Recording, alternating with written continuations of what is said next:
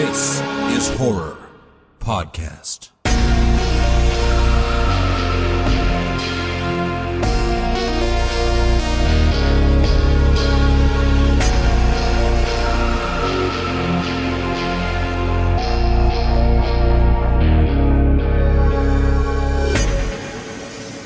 Welcome to This is Horror, a podcast for readers, writers, and creators.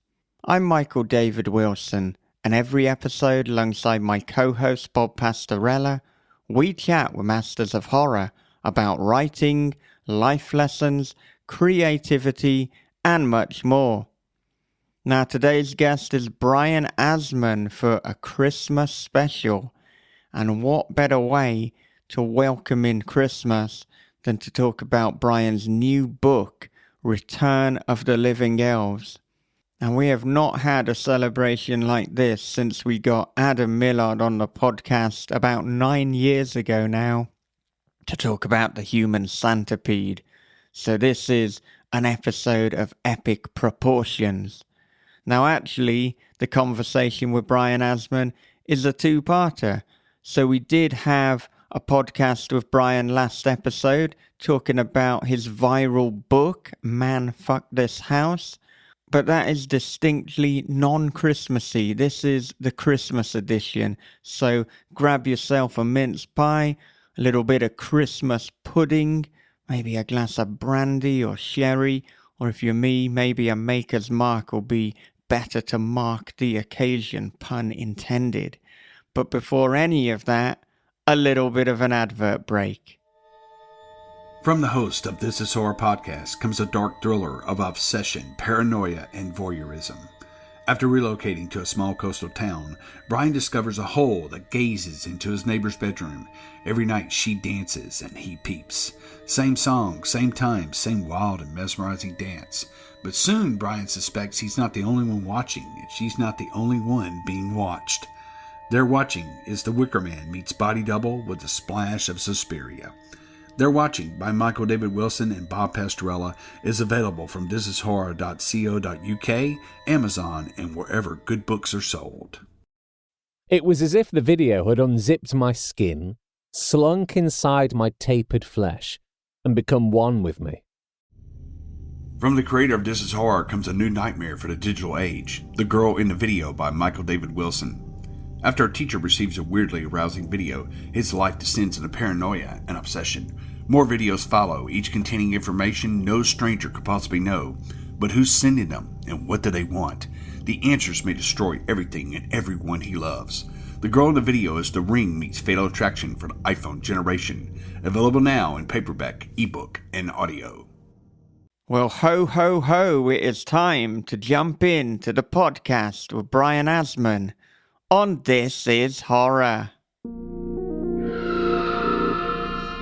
So your forthcoming release is Return of the Living Elves, and this begins as a tribute to the classic movie Return of the Living Dead, and then it just goes batshit crazy all the way up to 11 and possibly even 12. So talk us through the genesis of this idea, and can you confirm again that you may have gone for a title with the hope that it could have some viral potential, with the very obvious nod to Return of the Living Dead? I mean, so obvious that can we even call it a nod? It's not very subtle.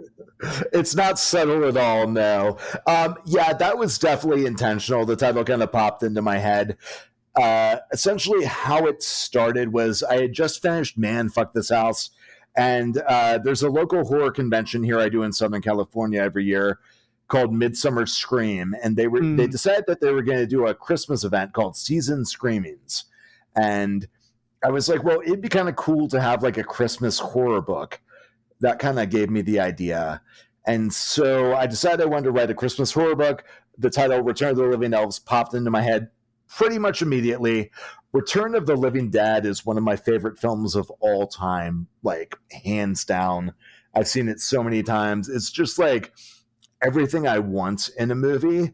Like it's gory, it's funny. It's got these like really cool relationships between people.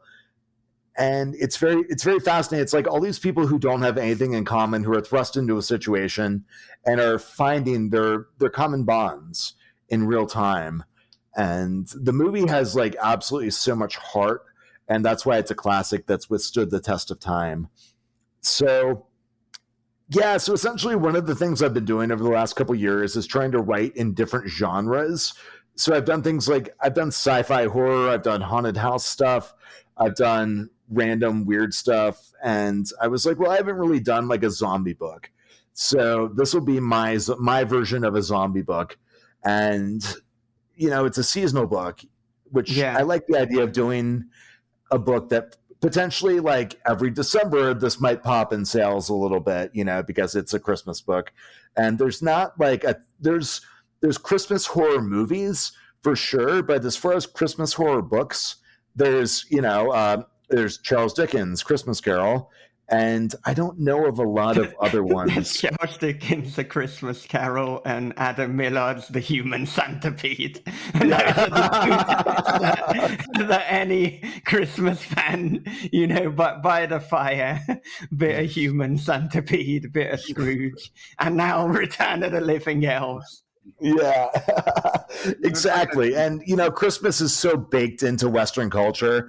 I'm not religious myself, but grew up celebrating Christmas, and I still have some affection for the superficial trappings of the holiday, if you will. And as I think a lot of us do, a lot of fond memories of watching things like Rudolph the Red-Nosed Reindeer and all of that, Frosty the Snowman, and you know, just that certain holiday feeling that you get when the weather's cold outside and it's like you look outside and it's snowing and you've got your hot chocolate, yada, yada, yada, you know? And so, yeah, I just wanted to do a book that was my take on Christmas and Return of the Living Dead and zombie stuff. Yeah. And also kind of after coming off of Man, Fuck This House, that was actually a pretty emotional book for me to write. And so I wanted to go back in the other direction tonally of something that's just more of like a straight up comedy, like just like a blast to read, a blast to write. Yeah. Yeah. And I mean, it's perhaps apropos that we talk about the Return of the Living Dead, and then we think of Dan O'Bannon, and I love that he did both the Return of the Living Dead and Alien. I mean, just thinking about things that are totally so different. And I mean, that kind of illustrates your point earlier that we can show people that we've got this variety and we've got these different modes as writers. Mm-hmm. Yeah, exactly. I'm trying to just do something a little bit different with each book. And you know, this is much more of a comedy than Man, Fuck This House, but I think it also has a strong emotional core, or at least I'd like to think that. Yeah. I mean, I think all good books do. And I mean, it's like we were saying about The Greasy Strangler. Even though at a surface level, you could take this as just like a very kind of silly comedic romp, it's like, you know, you can have that reading or you can choose to kind of look deeper. And I mean, the choice is yours as a reader or a viewer. Right. Yeah, exactly. That's the kind of stuff I really want to create, stuff that works on multiple levels. And for the, you know, I want something that's like with a lot of my stuff, like this book is something that's not too intellectually challenging on one level. Like if you're just like, I just want to like pick this up and have a good time, you can totally do that. But if you want to go a bit deeper, you can do that too. That's right. Well, what experience have you had with Juggalos? I was not expecting that as the next question. Okay. No, I think it's a really interesting subculture. And like the thing about Juggalos is really, it's a subculture of people who really fucking care about each other.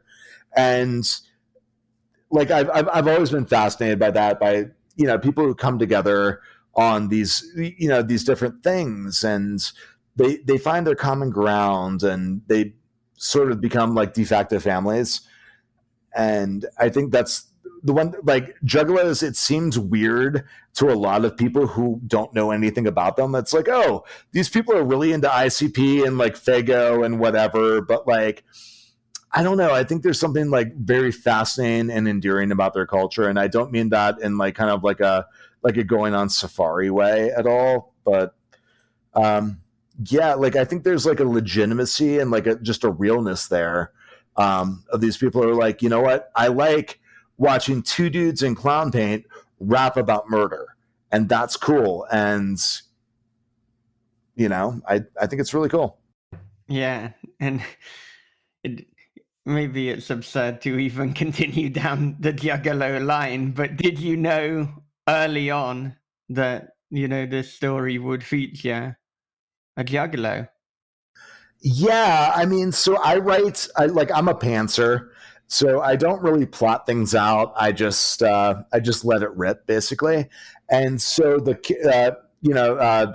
character of Tommy was always a Juggalo from the beginning, like the first scene. Essentially, I was going back to Return of the Living Dead and thinking about like, you know, the punks in the movie and how they contrast with like the more buttoned up, you know, factory, like warehouse owner Bert and the ex-Nazi funeral home director Ernie Kaltenbrunner and everything like that.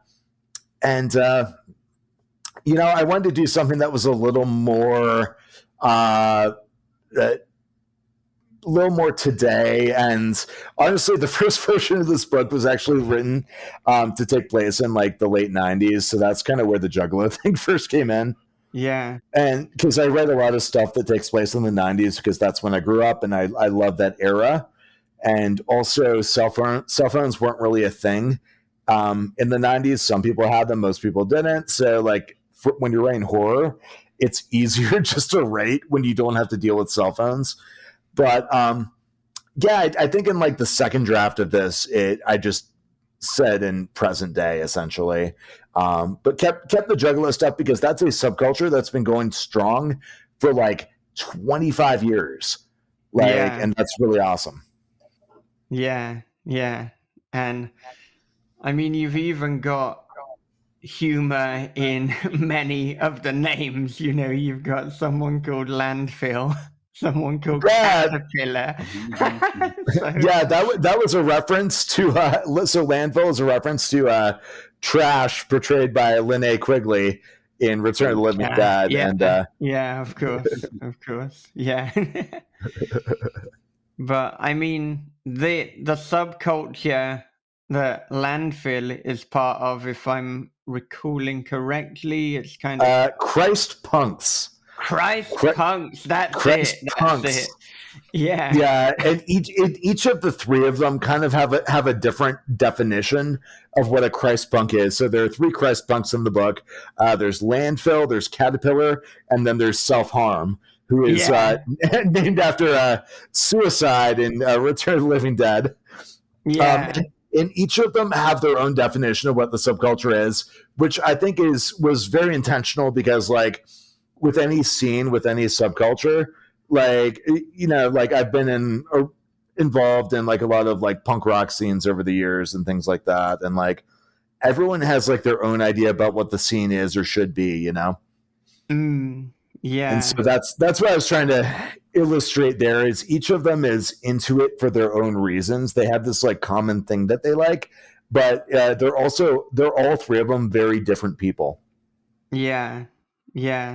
Have you had much experience or interactions with Christ punks in your time?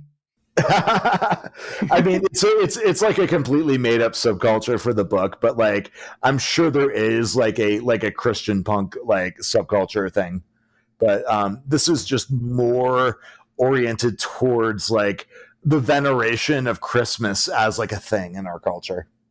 Yeah. No, I mean, I feel that, like, you know, it feels real, and I know that there are kind of subcultures that are not dissimilar, you know, to this. So, wow, you should have gone for the Kathy Koja route. Kathy says, if someone says something that's not true, just lean into it. You should have bullshit story gone on for 20 minutes about the first time you met a Christ punk back in California or wherever, and yeah.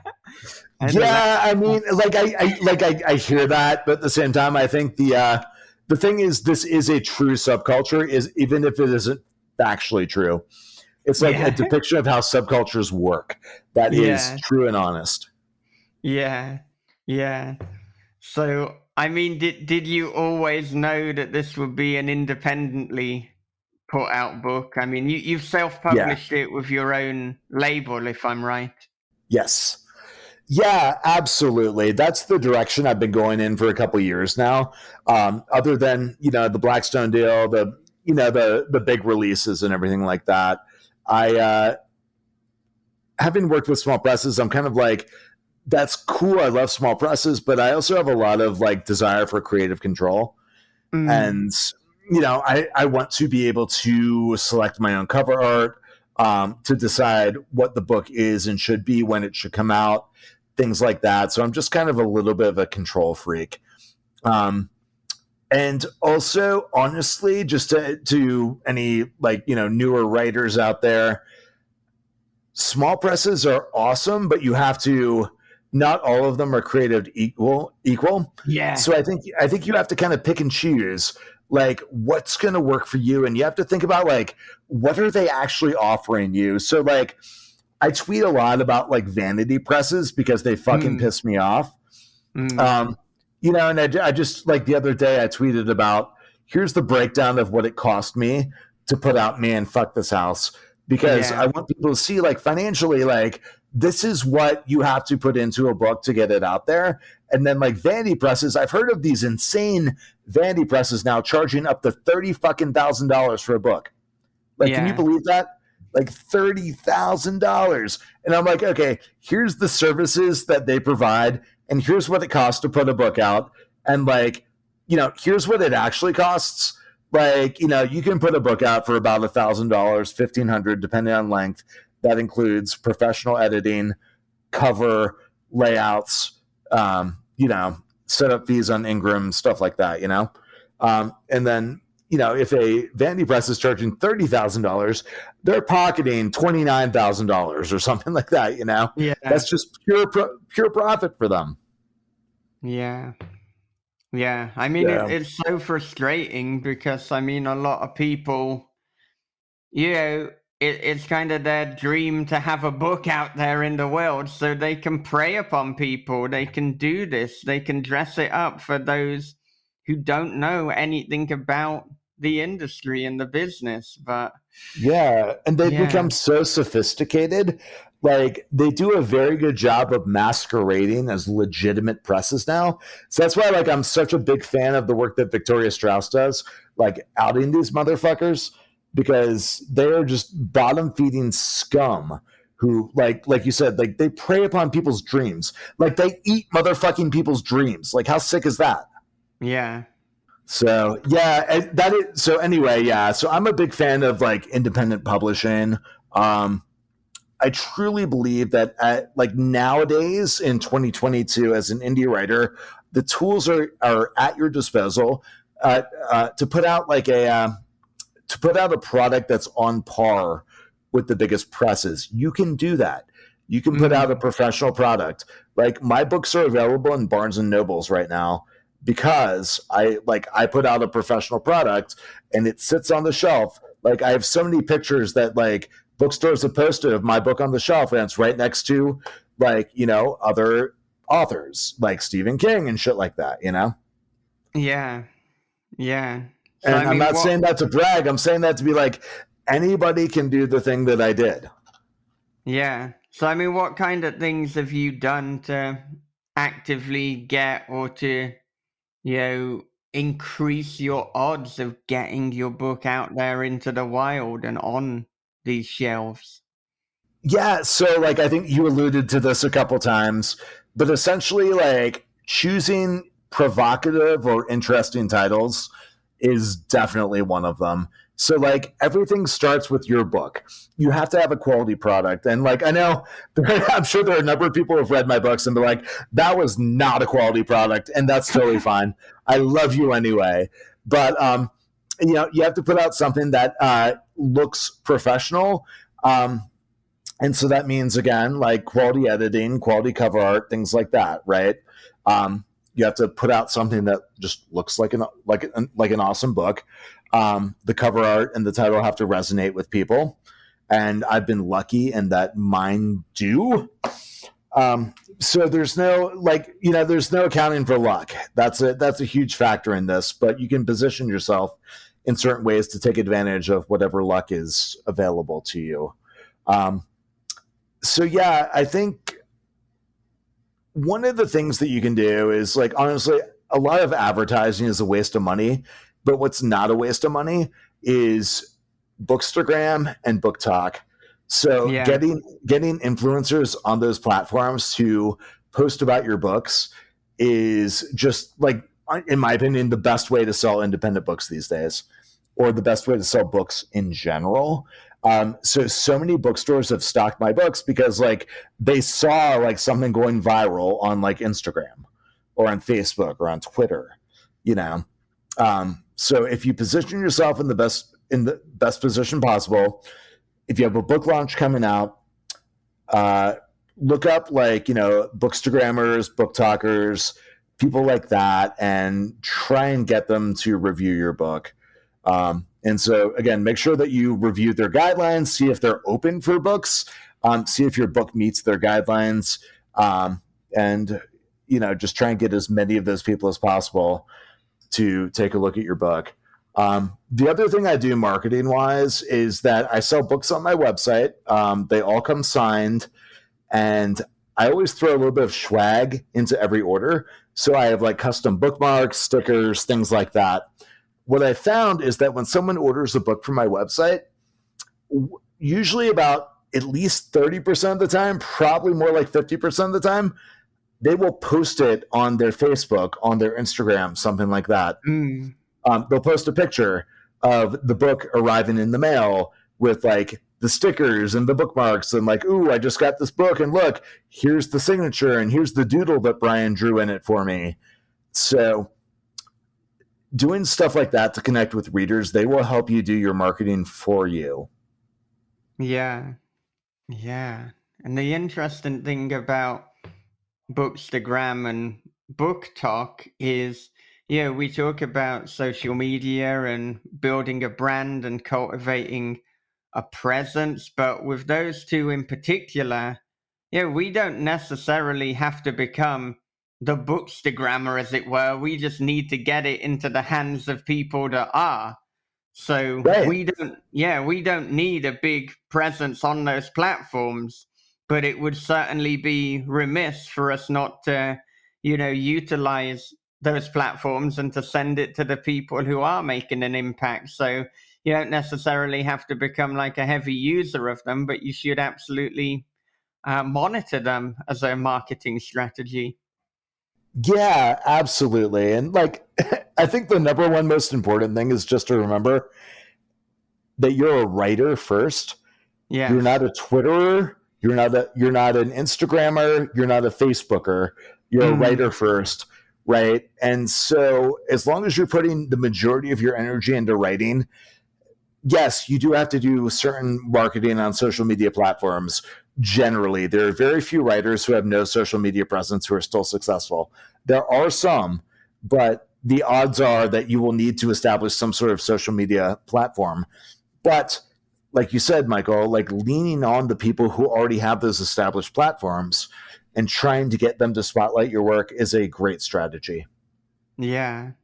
And I mean, talking about, you're predominantly a writer. That is what you should be putting the bulk of your time into. So, I mean, what does your time look like in terms of how you divide your writing and other activities? And of course, I know in addition to that, you have a day job. So what is the writing routine? What is the writing tangential routine on a weekly basis? Yeah, that's a great question. So I try and have specific time every day for writing.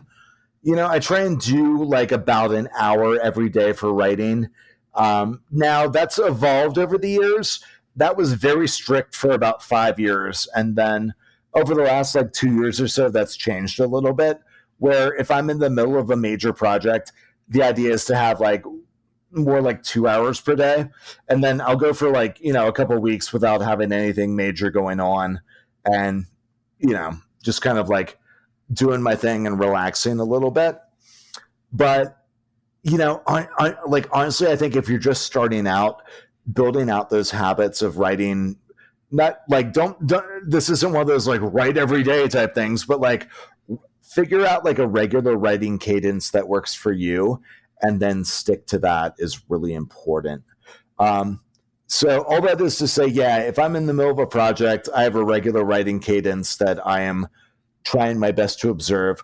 All the tangential stuff like the Twittering and Instagram and yada yada, like that all happens in like free time.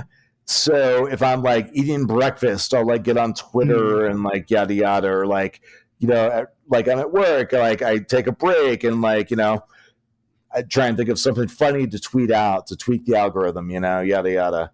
And just like on the weekends, like me and my girlfriend do all kinds of cool shit. So I'm just like, hey, taking pictures, put them on Instagram. Why not? Yeah. Throw a little monochrome filter. Ooh, edgy. Yeah. But I mean, I think my essential point is like a lot of the things that you need to do, you can build into your daily life. Like you don't even necessarily have to make special time for them. Like I'm one of those people that just really fucking loves to write. And so like, it's like a weekend and like, I have like a free 4 hours and my girlfriend is Catherine McGee, who is also a phenomenal writer that you should go check out. So like, we're both totally on the same page on this where we're like, okay, we have the next 6 hours free before we have to do anything. Let's go somewhere and write. Yeah. And we'll just like sit there and just like write stories. And it's amazing. Yeah. What are some of the coolest or most unique places you've written? So I'm really big into going to breweries. And so I love to, like, I live in Southern California where there's like a brewery like every like 5 minutes basically. So I'll try and go to like different breweries and like, grab a flight of beer and sit there and write for a bit. That's one of my big major moves. There are some horror themed ones that are really cool. There's one called Black Plague in Oceanside, which is part owned by Tony Hawk. And it's like really cool, like horror related. I have some friends who own a pizza place in Long Beach called the Fourth Horseman. That is it's also a horror art gallery. So if you're ever in the region, definitely go check that out.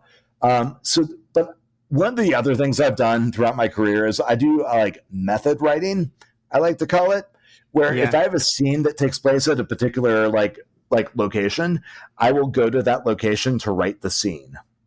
Nice. So just to give you a couple examples of that, early on, there was a story I was writing that took place in an IKEA. And so I went to my local IKEA and I went to like, the section where they have like all like the home office section. And I sat behind a desk and I sat there writing the story that took place in the IKEA. And people kept coming up to me and asking me like, hey, excuse me, where's the kitchenware section?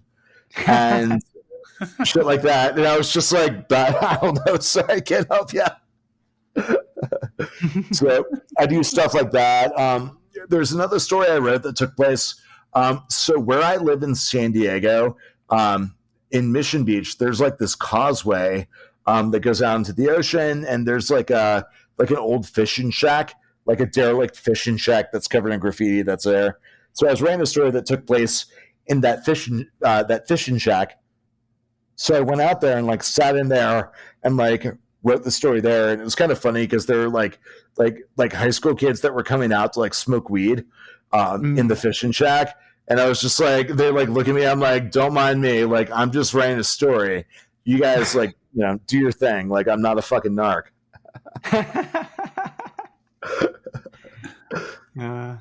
That's amazing. So yeah, I find like when you really love writing and you build it into your life, like you can write in all kinds of weird places. And it's a lot of fun to do that sometimes. Yeah. And I mean, I guess it's good for you and Catherine that you're both horror writers, so you kind of get it. You kind of get that, you do need a reasonable chunk of time to just be creative and to just write. I suppose the only drawback of that might be that you understand it so much that you can spend a lot of your time writing rather than, going other places and doing other things.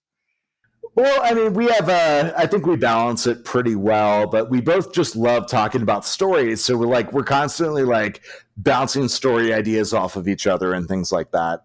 Yeah. So it's definitely a lot of fun. Yeah, for sure. And, we're both into like a lot. We both like have a lot of different hobbies and are big believers in the fact that like, in order to be a really effective writer, you have to do other things as well. You have to get out and live life. So like, we both love hiking. So like, we'll go hiking and like, I think honestly, like getting the endorphins going, like through physical activity is a great way to be productive as a writer. Yeah. Well, that's it. And just to be happy as a human being, if I spend too much time just kind of in the apartment writing, then it's going to affect my mental health. I have to get out there. I have to get into the sun. I have to exercise. I have to live. That's just the way that it goes. And if you're not living, then what the fuck are you even drawing from to write? You're going to run out eventually. Yeah, exactly. You can't just like huddle in your like your little like attic or something like Edgar Allan Poe or whatever and like sit there and like write all that. You have to like go out and live life, and I'm a big believer in that. Sometimes you just have to go into an IKEA and not help people find different sections.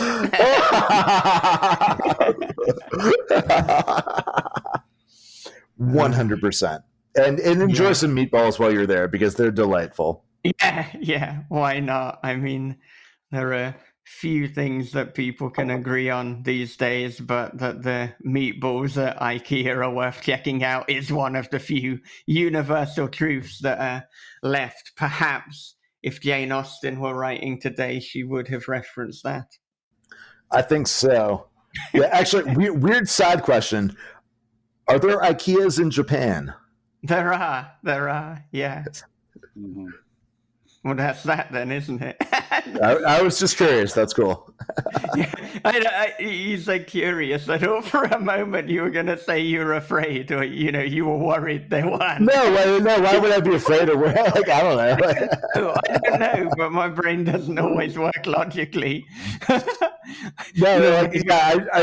was just curious because IKEA is so weird to me because like, it's so completely Swedish. And yet it's become such like an intrinsic part of American life. And so like just that weird cultural blend, like being exported to different countries is just interesting to me. They have exported it as far as Japan. I can confirm that. So those Vikings conquering the world. Yeah. That's it.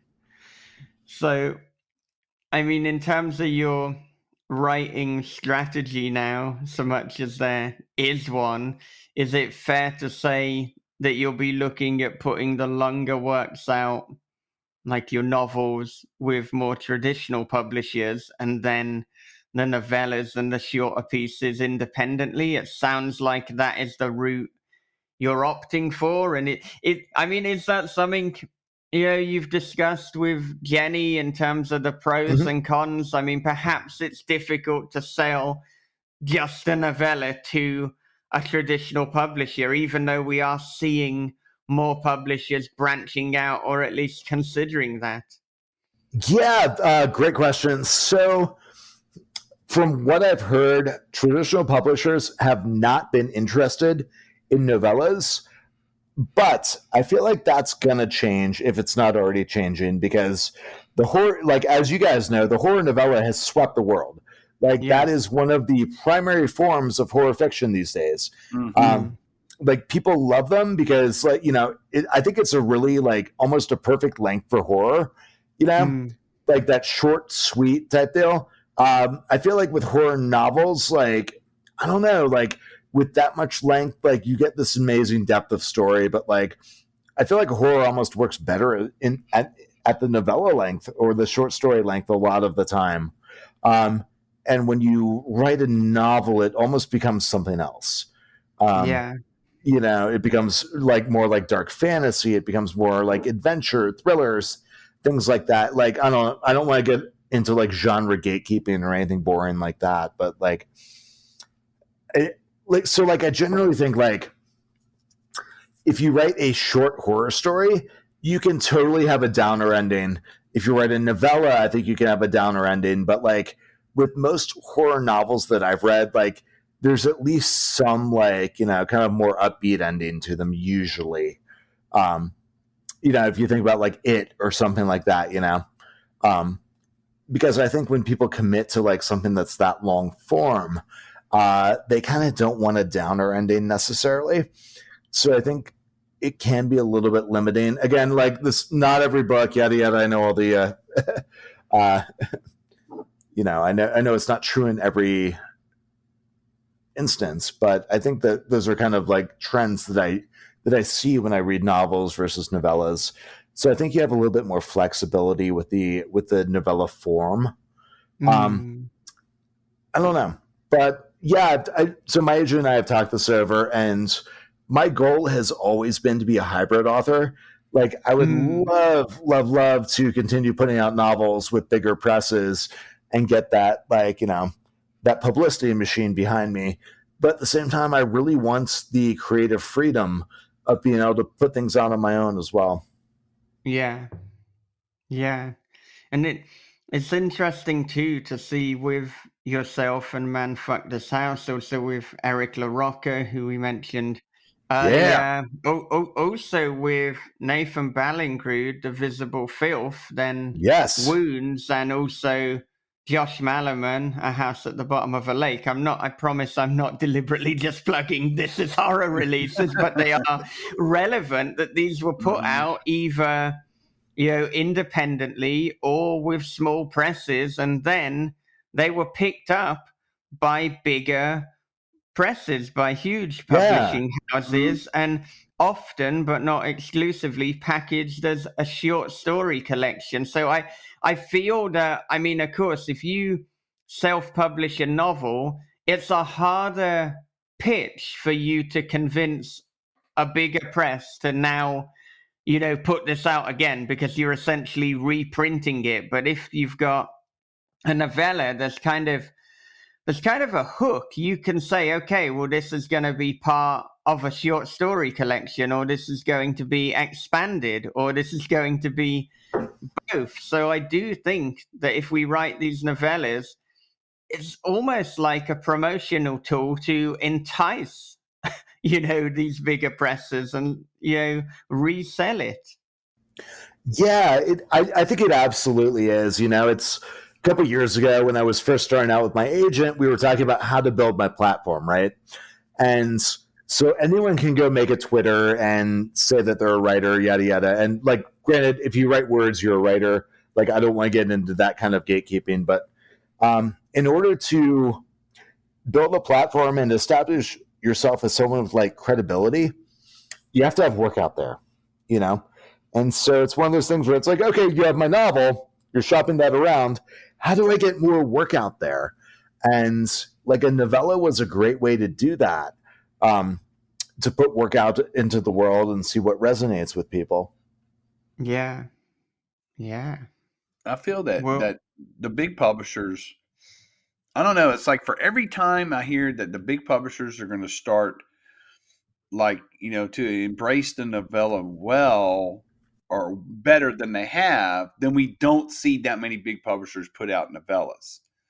It's only after like they've had some kind of established track record. There's always someone on the big publishers team that's going, well, nope, they're just not really very viable in the market. And it's like, can you change your mind just for one fucking second and take a chance on something? And that's the problem. No one wants to take a chance on anything. So I would love to see traditional publishers start to put out more novellas. And I always hold out hope, and I've been hoping for a long time, and I don't see it yet. The novellas are things that are making the films that we enjoy to watch, that are people that are talking about. They're coming from novellas. And so Yeah. it's like they shoot themselves in their own foot. You know, someone's going to have to fucking just take a chance on something. I understand how the corporate world works. I work for a corporation that's notoriously stingy with money. So, you know, to me, it's just like, it's easy for me to say somebody needs to take a chance on something. And I understand that, but damn it, they do. You know? Yeah. I mean, I think we are getting to like an inflection point where the success of novellas is impossible to ignore. You know, like we brought up, like you said, Michael, like Bob, like Eric LaRocca, like, you know, his novella took the world by storm, and then he's, you know, published a bunch of other stuff from there that's like also been super successful.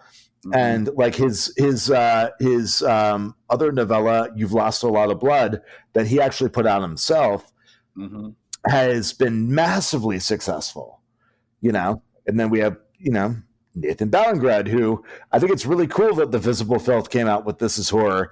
I remember reading that like 5 or 6 years ago and just being blown away, and then being like, oh wait, this is a movie on Hulu now? What the hell? That is fucking bananas. Yeah. You know, like, and I think there's something undeniable about the energy the novella has.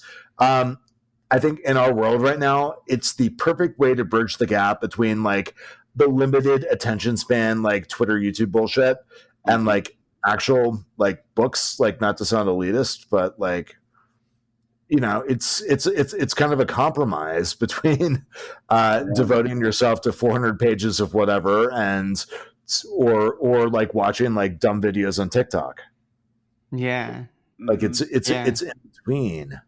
And I think publishers are starting to take notice, and I think they will continue to see, like, we will continue to see like novellas take the world by storm, and the bigger publishers will have no choice but to go, okay, we need to actually like maybe start putting some of these things out. I think also the other thing is like publishers have always put out novella length things, but they haven't called them novellas necessarily. Like short novels have always been like a thing. Like I don't know if you guys have read James Salas's Drive, which is the book that the movie was based on. But that's a very thin novel. Like that might be like technically novella length. Right. Like I'd be surprised if that's 40,000 words. It's very short. Yeah. Yeah, I think it's and that only was a little published as bit a novel. over 100 pages. Right. And it's, you know, the way that they describe a novella, I think it throws off a lot of people, because like the central definition is like, you know, one character, one instance, you know, of something happening. And then you have something like The Hellbound Heart that has chapters and different points of view. You know, it's like Clive Barker wrote a novel that's very, very short that you can read like in one sitting. But the scope of it is so big that they were silly to wait to put it out in the US. You know what I mean? It was like, it came out in Night Visions, which is if you can find it, excellent paperback to have. But that's how it actually came out into the world. It was part of this packaged book called Night Visions. And then it was released later after the movie came out. And it's like, he wrote a fucking novel, people. If you just because you could sit there and read it in one sitting doesn't mean that it's not a fucking novel. Sorry. Right. You know, it's the scope of it. Yeah. Yeah, and I think the distinctions between what is a novella, what is a novel, those are all very fungible. Like if you Google how long is a novella, you'll come up with a couple different answers, right? Right. Some people say it's 30,000 words. Some say it's 40,000 words. Some say it's 35,000 words. Who knows? Like, these are all, it's kind of like genre, where like genre is a marketing term, you know? And so obsessing over these things, like, it does, how far does it really get you? You know, you have to be conversant in it. Yes. But like, I don't know, like, how far it really gets you as far as obsessing over the details. Right. Yeah. It's almost pointless to me. If there's so many definitions and no one's going to agree upon a standard, then they should just call books. The new book by Brian Asman. Yeah. And I mean, who is qualified to set that standard, right? Yeah, like, exactly. Should it be Penguin Random House? Should it be Simon and Schuster? Should it be Bob Pastorella? I don't know. Yeah. Right? Like, whose definition of what a novel versus a novella is really matters. I don't know. We should take away all those definitions. A longish story by Bob Pastorella. Yeah. Yeah, it's kind of like pornography, right? Where, like, I know a short story when I see it, and I feel like this short story is kind of a novelette. Yeah. Yeah. I mean, I feel like from a technical standpoint, a novel begins at 40,000 words. Therefore, the longest novella you can have is 39,999 words. According to a lot of definitions, but not all of them. Like, I see definitions that say it's 30,000 or 35, you know?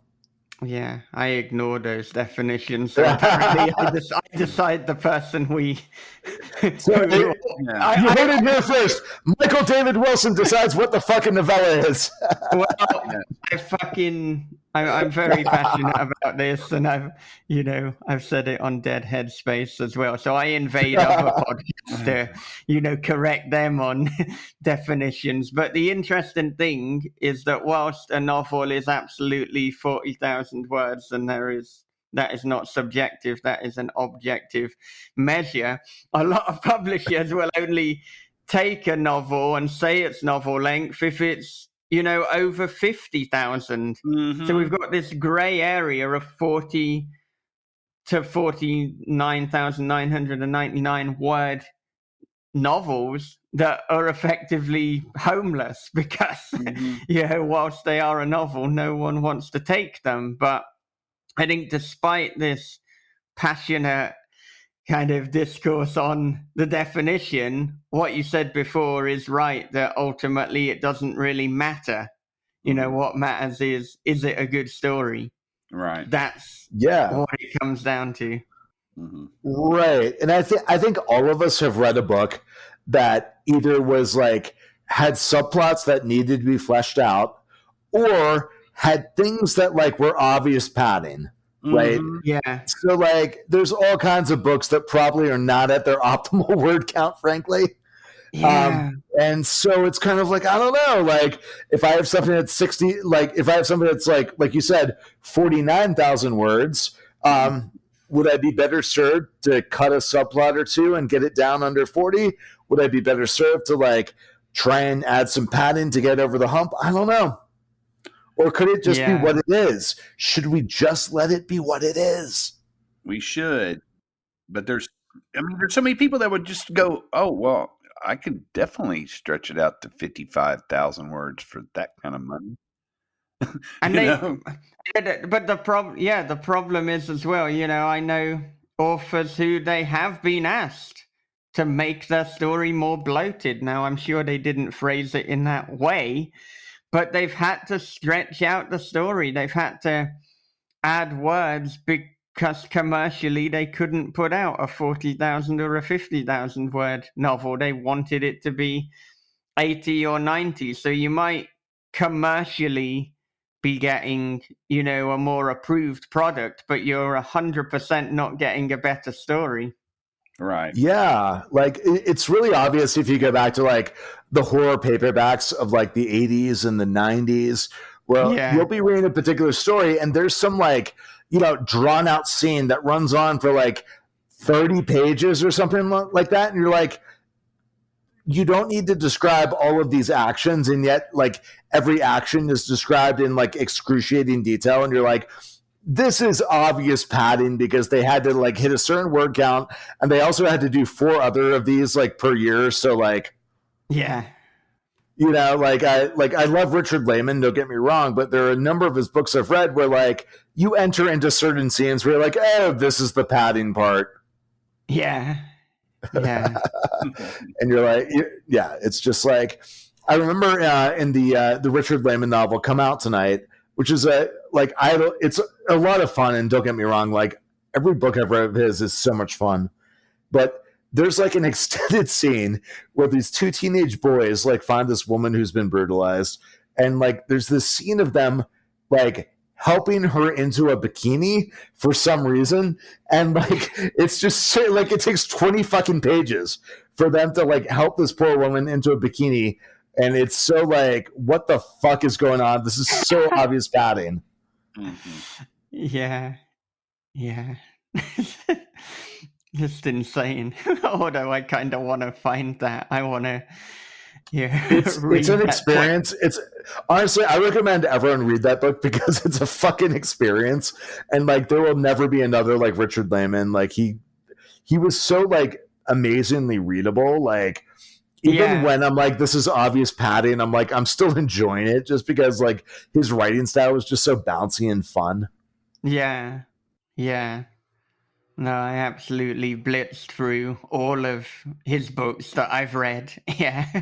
But I do not recall reading 20 pages of 2 teenage boys helping a woman into a bikini. So perhaps I haven't read that one and need to find it out just to experience that. I'm not sure if I'm it's just it, but it's so ridiculous and indulgent.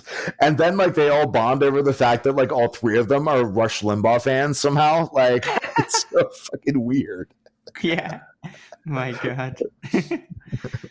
So, I mean, what can you tell us about your forthcoming debut novel, Good Dogs?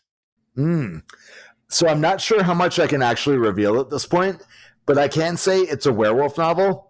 And it's a little bit of a different spin on werewolves than you've seen before, hopefully. And I'm really excited about this. Yeah. Were there any werewolf books or films that you experienced in anticipation of writing this? There were, yeah. So Stephen Graham Jones's Mongrels was definitely an influence. Like I just loved what he did with werewolves there and how he took them in a different direction. So there was that. The book itself is loaded down with references to like various werewolf films, like everything from The Howling to the original like Wolfman, like Universal movies, to American Werewolf in London, all of that stuff. So those were all like very huge influences on me going into writing the book. Yeah. Yeah.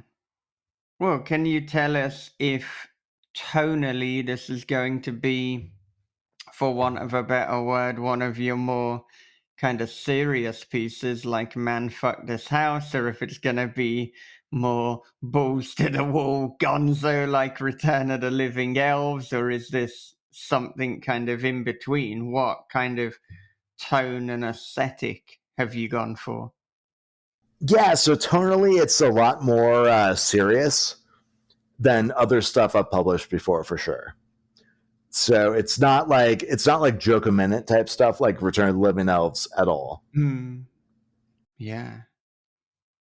Yeah. You know, it's with the book, I'm trying to get the core of what it is to be saddled with this, like, with lycanthropy, basically. Yeah. You know, and how you deal with that, right? And then like how, like, what are the knock-on effects for how you choose to deal with that? Well, I'm looking forward to reading it and to talking about it further when the time is right. Thank you. Yeah, I cannot wait to share this one with everyone. Yeah. Yeah. Well, of course, as well as writing for the page, you screenwrite. including films such as A Haunting in Ravenwood. So I'm wondering, what lessons have you learned from writing screenplays that you can apply to your fiction writing? So that's been a really interesting journey for me. I originally started out as a prose writer exclusively. I had no interest in writing screenplays until I went through my MFA program, and they were like, you have to take a cross. And I was like, okay, I'll try screenwriting. And I fell in love with it. But the interesting thing is, when you write screenplays, it's such a visual form that when you go back to writing prose, you bring certain things with you. And so, like, I feel like my prose has become a lot more visual because of writing screenplays. And I also write comics. And so that's another thing in and of itself, right? Where it's like, it's kind of like writing a screenplay, but like you're only dealing with single frames at a time. So it's even more complex. Yeah.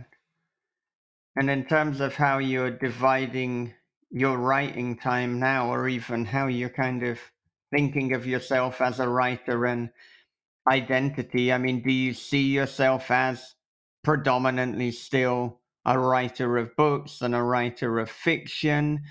What is the kind of balance between, deciding you're going to write a comic, or you're going to write a book, or you're going to write a screenplay? I mean, a lot of it has to do with whatever opportunities are presented to me at any given time, for sure. But I consider myself a storyteller first and foremost. And so those are all just different tools that you can use to tell stories. Yeah. Yeah.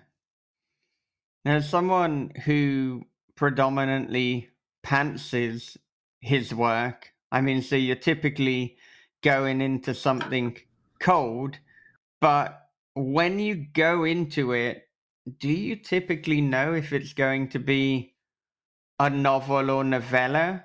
Or by the nature of pantsing, you don't know what the word count will be, so it's kind of a lottery each time?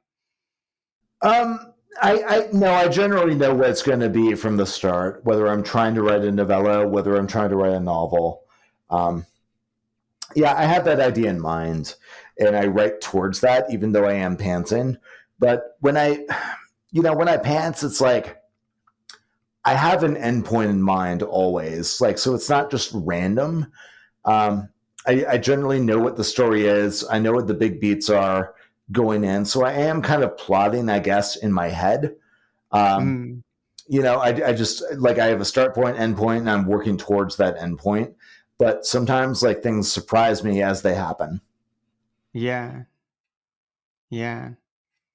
So I suppose too then, I mean, if you're writing a novella, despite it being pantsed, it must affect the rhythm and the pacing of the story, as opposed to a novel, just because you know that you've only got a real finite amount of words. Right. Yeah, that's definitely first and foremost in my mind, I think, when I'm sitting down to write something. It's going, okay, I only have this much space to tell this story. And, I don't know. I think it stops me from going off on too many tangents. But I don't know. I think with any story idea, I have an idea of essentially what it needs to be, whether it's like a full novel idea or whether it's a novella idea. I think those are both just such like valid forms of storytelling that like I don't really worry too much about it. Like I don't know, it just is what it is. Yeah. Yeah. Well, what is it you're working on at the moment? So right at the moment, I'm working on a book called Our Black Hearts Beat as One, and it's very different than anything I have published thus far. It's not a comedy at all. It's a tragedy. It's really inspired by some stuff I went through last year and me coming out of it. And, again, me just always trying to stretch myself as a writer and do something different. Like I said, I don't want to like repeat myself. I don't want to just do the same thing all the time. this book was like, okay, can I write something that's very like tragic and serious and, meaningful to me and like really expressing like, or like kind of actually purging a bunch of feelings I needed to like purge basically. Yeah. Do you find that writing is often cathartic or is often about processing moments in your life, be they good or bad? I think it can be and often is. Yeah. Writing is always about processing, I think. It just depends on where you are and what the story wants to be and what you're interested in. All right.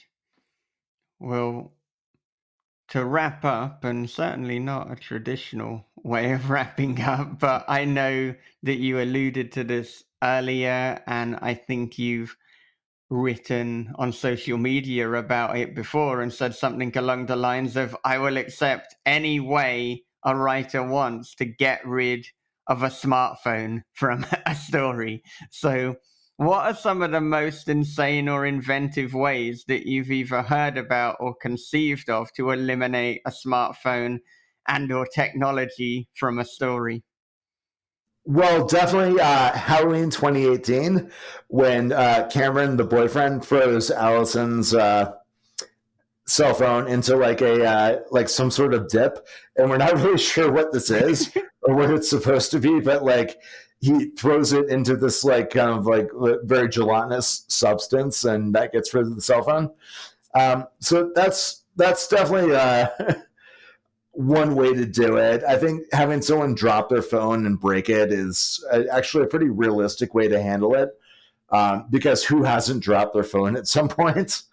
Yeah.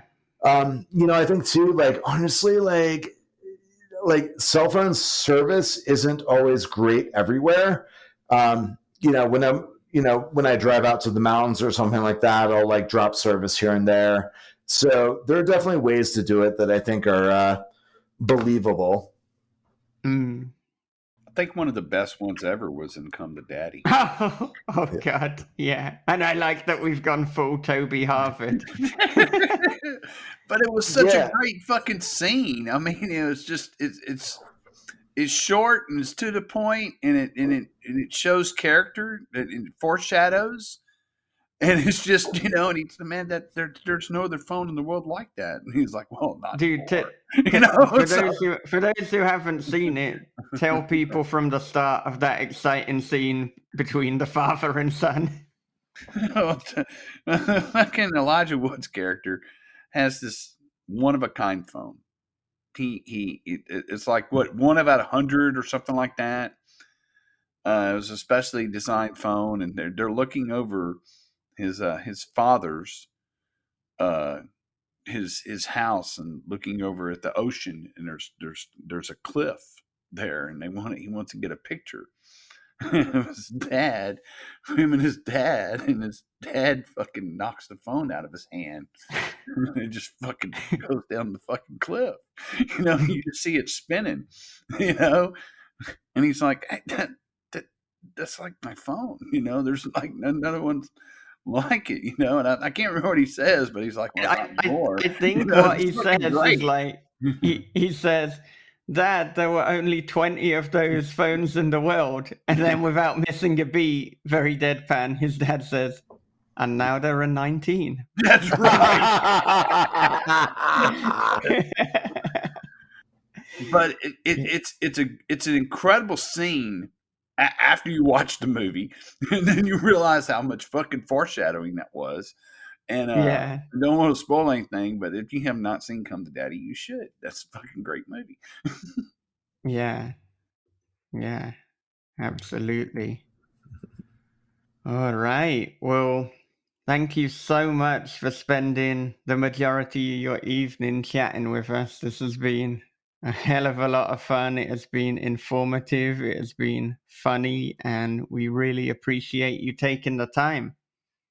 Hey, I always appreciate being here, Michael. So thank you and Bob so much. And it's been a great talk.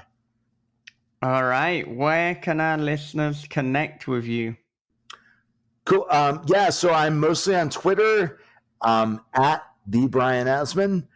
My website is brianasmanbooks.com. You can get all kinds of like cool signed books there if you're into that kind of thing. And yeah, so hit me up. All right. Do you have any final thoughts to leave our listeners with? Yeah, honestly, write the kind of books that you want to read. That's my biggest piece of advice to anyone. That's what I've always done. I go like, what sort of book is going to make me really excited? And then that's what I go and write. So that's, if you want to write, that's what you got to do. Thank you so much for listening to our Christmassy edition of This Is Horror Podcast with Brian Asman. Because nothing says Christmas like some Juggalos. I hope that you have some Juggalos coming for Christmas. What the fuck am I talking about? I can't even do this seriously. Look, I hope that you have a good Christmas. I hope that you have a great holiday season, that you have something special planned, that you're going to enjoy time with your friends and family and loved ones. I hope you've got some good things coming in 2023 as well. I've had a rough couple of years, but I'm optimistic that 2023 is going to be the best year for me in a good while. I'm quite hopeful in terms of the direction that my life might go in. I hope you're hopeful too. I hope that you've got some good things coming up. And speaking of things that we've got coming up, next episode is with John Niven, a fantastic author, the author of books such as Kill Your Friends and The Fuck It List, and also the writer of a number of great films, including The Trip, which is on Netflix.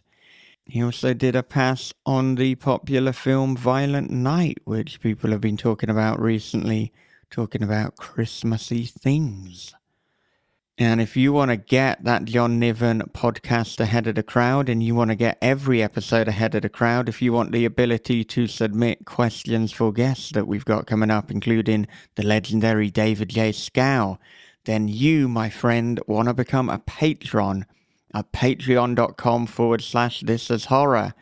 It is the best way to support the podcast. It is the best way that we can support you too, because we have the Writers Forum on Discord. Not only can you get help for your story from other people, can you be part of a great community that's going to support you, but you can also direct message me on Discord if you've got any questions you think I can help you with your story, provided, you don't want me to fully edit it via direct messenger. That wouldn't be a good way to go about it anyway.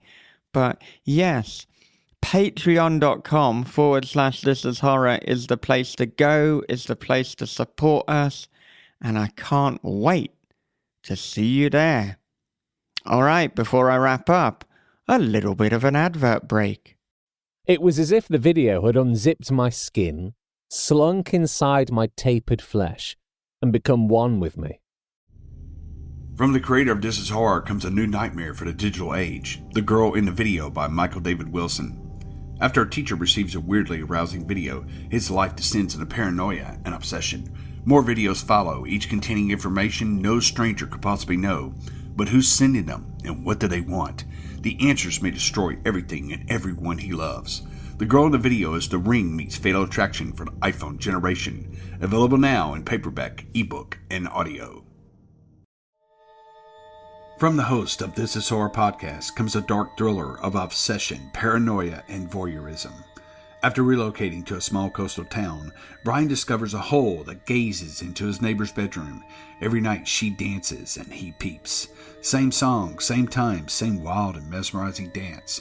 But soon Brian suspects he's not the only one watching, and she's not the only one being watched. Their watching is The Wicker Man meets Body Double with a splash of Suspiria. They're Watching by Michael David Wilson and Bob Pastorella is available from thisishorror.co.uk, Amazon, and wherever good books are sold. I've been pondering so much recently, and one question that I asked myself when considering my life, when considering my actions, and indeed the direction that I would like to go, is would I rather be a good person or a happy person? That can be a difficult one to ponder because really, I mean, we want a balance, don't we? We want to be a good person, but we also would like to have some semblance of happiness. But on pondering it, I did decide that if I had to choose between the two in this fucking weird hypothetical, then I would definitely choose to be a good person. If it's a good person or a wealthy person, then I would choose a good person too. And often when confronted with choices, it is good to go with the good, as Dallas Mayor Jack Ketchum said. So I will leave you with that as we head in to this holiday season, a time where we traditionally go with the good, but let's not just do it at Christmas, let's do it all year round. So until next time, take care of yourselves, be good to one another, read horror, keep on writing, and have a great, great day.